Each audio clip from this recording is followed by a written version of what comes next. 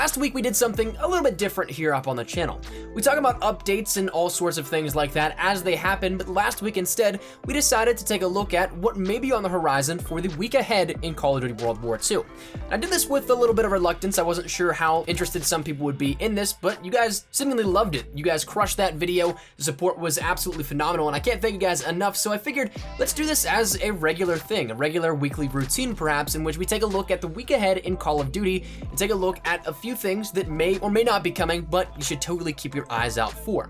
So in this one today, I want to talk to you guys about 9 things to keep your eyes out for in this upcoming week. Some things confirmed, some not, some pure speculation, and some things that we probably will get more information on later on in the week as we get our weekly update from Sledgehammer. But that said, this entire week we have a lot of open space, but still some cool things to take a look at. So without further ado, let's jump right into it.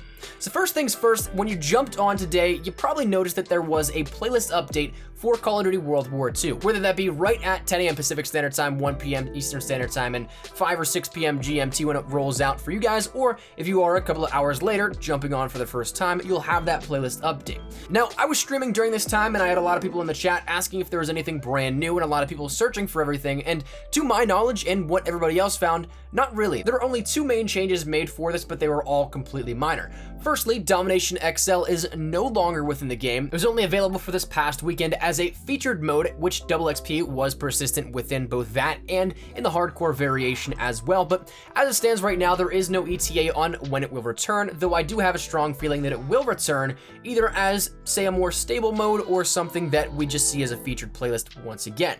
And I'm expecting, while I don't have any confirmation or anything like this, it's just an educated guess, we'll see another Twitter poll from Sledgehammer talking about this and trying to get the feedback from the community a little bit further. I personally absolutely loved Domination XL. I would love to see that come back, but again, your guess is as good as mine right now. The other thing that it did change in this playlist update was the Resistance mosh pits are actually now their own separate category in the Find Match selection. It's right before party games and right after the hardcore modes, just stuffed right in between there. So it's not in the featured playlist anymore, but instead it's its own separate tab. The second thing I want to talk about deals with the week as a whole, because this is the final week of Shamrock and Awe as an event. So a lot of what we have become accustomed to will be going away as of next week around this time. So make sure you take advantage of that. So if you like the headquarters, maybe chill in there a little bit. That thematic reskin is quite cool. I do like the giant cauldron pouring mist in the very middle. I like a lot of the different cool aesthetics, but other things that are awesome that will be going away are Leprechaun Hunt Mosh Pit and the weapons, potentially Shipment 1944. We'll talk about that in just a second. So the Leprechaun Hunt Mosh Pit, for those of you guys that have not played it already, it's essentially just your regular modes, a little bit of a mosh pit of all of them, and instead of just playing it out regularly, there is a leprechaun zombie that will spawn in every so often within the games, to which you have to hunt him down, and if you kill him, you end up getting all of your streaks immediately right then and there. So having made the bad joke before and doing it again, requisitions 2.0. But that's something that is a lot of fun. It's a cool little change up for what we know of in the gameplay and how you earn streaks and everything like that. It's just a high action, high octane game mode, and one that I think you guys will enjoy, but if you haven't played it already, take advantage of it before it is gone. As for the weaponry, make sure that you try and keep going for what you want. If you have anything in the collections you're still having your eye on, make sure you try and grind that out, whether it be via supply drops or if you have armor credits to spare, because once it is done, those will be locked up and you won't be able to get those, unfortunately. As for the regular variations and such, those will still be in the regular loot pool. But the stuff out of collections, well, that's where you're gonna run into a little bit of trouble in about a week's time. As for Shipment 1944, this is something that I'm curious to see how long it will stay. If it is something that, like it was tethered from the beginning with Leprechaun Hunt Mosh Pit, it might be going away, but even if the playlist ends up leaving in the next 7 to 8 days, whenever the event actually ends up on next Tuesday, well, that's something that the Shipment map itself will still be there for the entirety of World War II. It's still free to everybody, it's not going anywhere, it's not going to be pulled out of the rotations or out of your game as a map in custom games. It'll still be there in every capacity, just not that playlist potentially. And one thing that I'm curious is that it might be like Carrington 24/7, where it's a free map, or not really in that regard, because Carrington isn't a free map for everybody. That's a season pass holder exclusive still, but you get what I mean, where it's a map that is a DLC map that a lot of people have access to, that still might stay there even after the event. But regardless, keep your eye open for a change if it does so happen. But the third thing I want to talk about today actually deals a little bit with DLC 2. Now, your guess is as good as mine. This is just purely based off of speculation, because if you look at, once again, the DLC 2 launches for the past couple of games, Infinite Warfare's Continuum DLC 2 launched on April 18th, Black Ops 3's Eclipse launched on April 19th, Advanced Warfare's Ascendance launched on March 31st, and Ghost's Devastation was launched on April 3rd. So we're still, once again, right around that 1 week to 3 week time frame, right in that sweet spot, and we've yet to see anything for a reveal on the DLC itself. We don't know the name of it, we haven't seen a trailer, we haven't seen any tease for it. That's something that I would definitely expect to be coming this week on top of everything.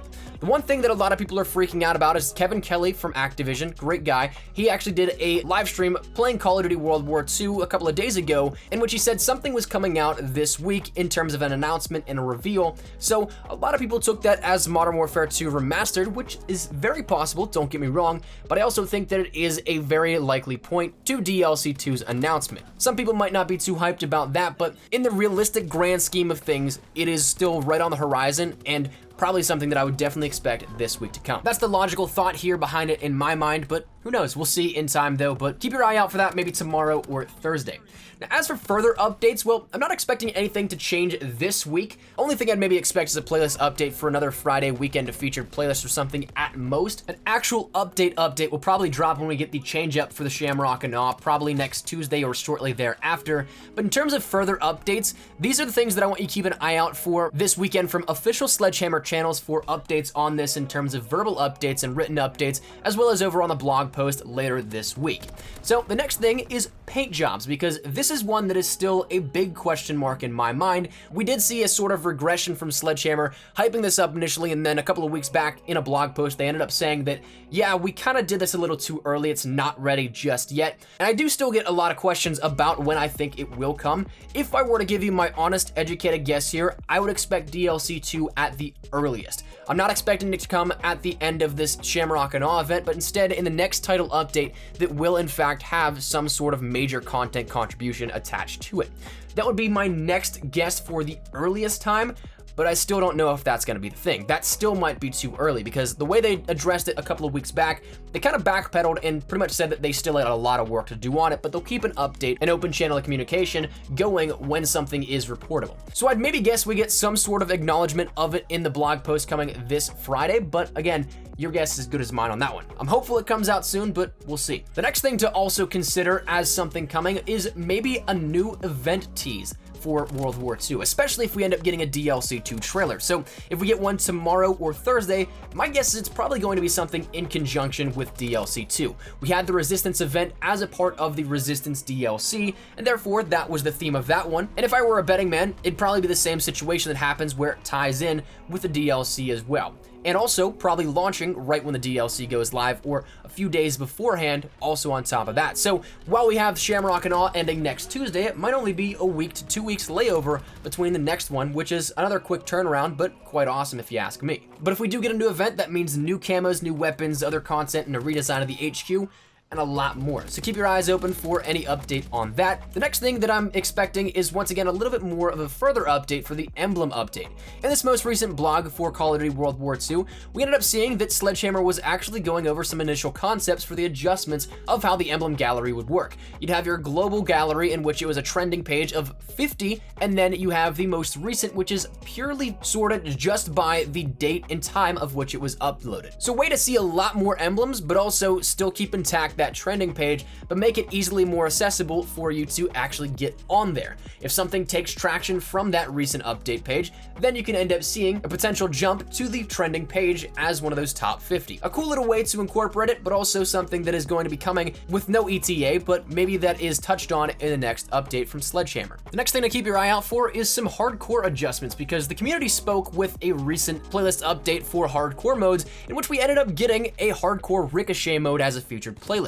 Now, after that, Sledgehammer took to Twitter and polled everybody over there to see what they liked better, whether it be the 3-kill system in your outs, or if you liked the hardcore ricochet mode better than the current in-place version of hardcore, to which 64% of that Twitter poll said they liked ricochet better, so I'm expecting to see some translation from community outreach to in-game changes sometime soon.